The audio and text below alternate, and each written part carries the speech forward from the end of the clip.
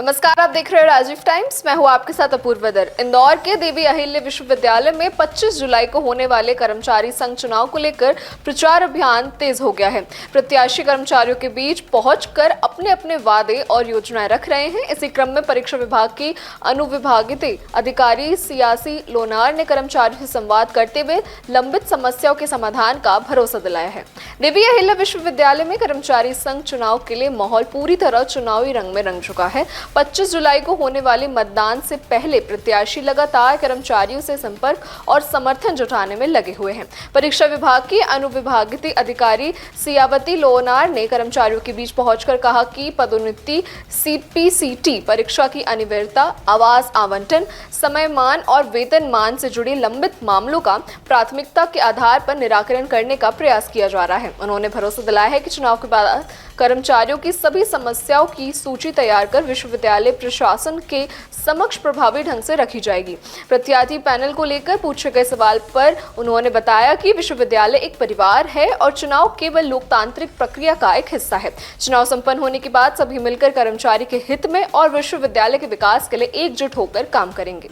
Sir, वादा हम ये कर रहे हैं हमारे कर्मचारियों से कि जो भी काम पेंडिंग रुके हुए हैं अभी तक के, चाहे प्रमोशन हो, चाहे सीपीसीटी वाला मुद्दा हो, चाहे आवास के हो या पदोन्नति, ये अपने समयमान वेतनमान के कुछ प्रकरण अटके पड़े हैं, तो ऐसे बहुत सारे मुद्दे हैं और कर्मचारियों की खुद की वो हम समस्या सुन रहे हैं। तो हम चाह रहे हैं कि चुनाव के बाद में उसका सूचीबद्ध करें और फिर प्रशासन से उसके सामने समक्ष रखें हम सारी बातों को लेके। तो हमारा ये उद्देश्य है कि कर्मचारियों का जितना ज़्यादा हो सके वो यूनियन के माध्यम से हम भला कर सकें। सर, वो पैनल भी हमारी है, ये पैनल भी हमारी, विश्वविद्यालय हमारा परिवार है। केवल ये चुनाव तक के दो पक्ष लेके घूमते हैं, बाद में हम सब एक हो जाते हैं। तो या ये पैनल जीते या वो पैनल जीते, लेकिन उद्देश्य एक ही हो कि कर्मचारी का हित हो। निश्चित ही पिछला कार्यकाल हमारा बहुत ही अच्छा रहा। पूरे प्रदेश में एकमात्र विश्वविद्यालय हमारा था जहां अनुकंपा नियुक्ति की जीरो पेंडेंसी थी। और नए कार्यकाल में भी हमारा जो प्रमुख मांग रहेगी वो रहेगी क्लास 3 और क्लास 4 के जो हमारे स्थायी कर्मचारी हैं उनका नियमितीकरण हो। सबसे प्रमुख मांग ये रहेगी, हमारी प्रमुख मांग रहेगी कि हमारे जो समयमान वेतनमान से जो कर्मचारी अभी तक लाभान्वित नहीं हो पाए, तृतीय समयमान, चतुर्थ समयमान के जो कर्मचारी हैं उसके बैठक की तकरीबन सीआर कंप्लीट हो गई है और उनकी बैठक हम अतिशीघ्र कराएं, उसके लिए हम प्रयासरत हैं। साथ ही हम प्रयासरत हैं कि हमारे जो अंकुर क्षमता आवास गृह हैं उनकी जो मरम्मत का कार्य उसके लिए हम बहुत प्राथमिकता पे रख रहे हैं। हम नवीन चरण हमारे विगत 4-5 वर्षों से विश्वविद्यालय में कर्मचारियों के आवासों में किसी तरह का नया निर्माण कार्य नहीं हुए।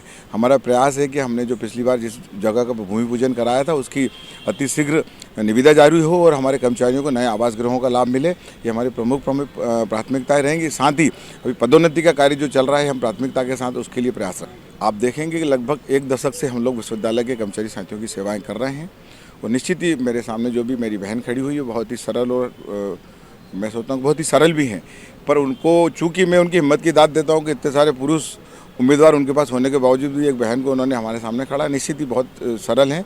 पर हम तो अपने कामों के आधार पर अपनी मांगे कर अपना चुनाव लड़ रहे हैं और निश्चित ही हमारे द्वारा जो किए गए कार्य हैं पूरे प्रदेश में, चूँकि हमने सबसे पहले मेडिक्लेम लागू कराया, हमने कर्मचारियों को लगभग 84 से 85 लाख रुपये का मेडिक्लेम का इलाज कराया।